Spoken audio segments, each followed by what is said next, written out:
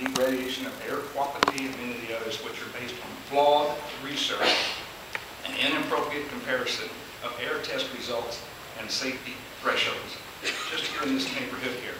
In North Texas, some have linked breast cancer with increased drilling, but there's no credible evidence to support this.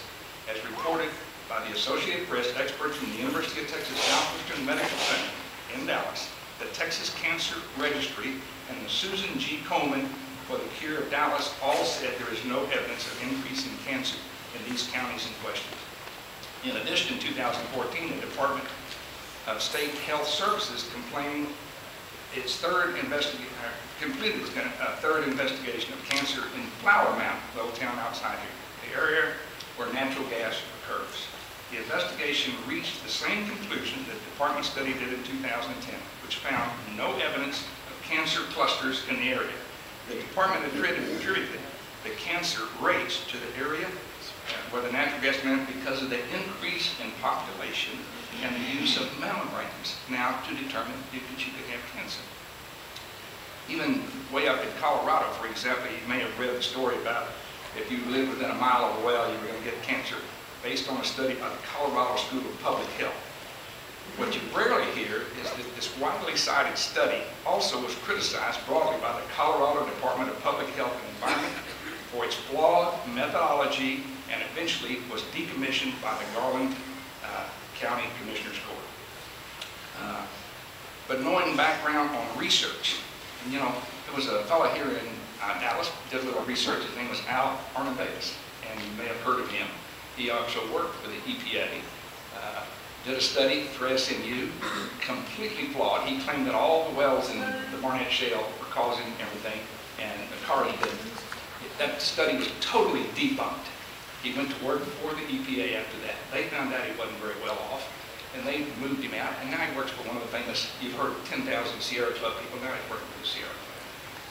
But, you know, safety thresholds and air quality are also ripe for confusion too. State regulators use short-term and long-term values to set thresholds to protect public health. Short-term values are intended to protect against adverse effects of exposures to various compounds in the air occurring over a period of hours to days. Long-term values intended to protect against the adverse effects of exposure over long periods of time, over 70 years. You know, if you look at the oil and gas industry, only the oil and gas industry, these guys working in business every day, they're not even in the top 25% of people that are sick according to the American Health Studies. And so we've been living with oil and gas for a long, long time. In fact, when researchers use appropriate comparison, studies show that the natural gas activity doesn't result in air exposures that would pose health concerns. One recent study published in a peer-reviewed journal analyzed 4.6 million air tests from continuous air monitors across the Barnett Shale, which is our backyard here. Emissions from every type of natural gas-related activity were captured, and the study conducted showed that gas production activities have no resulted in community-wide exposure and levels to pose health concerns. In fact, a report by the Environmental Protection Study said reported methane emissions, quote, from petroleum and natural gas systems have decreased by 12% since 2011, with the largest restrictions coming from hydraulically fractured natural gas wells, which have decreased about 73%. One last sentence here. The methane regulations, which you all are talking about doing, under the guise of averting climate change rather than addressing any direct adverse health effects, will be imposed on those American producers, but not OPEC, not Russia.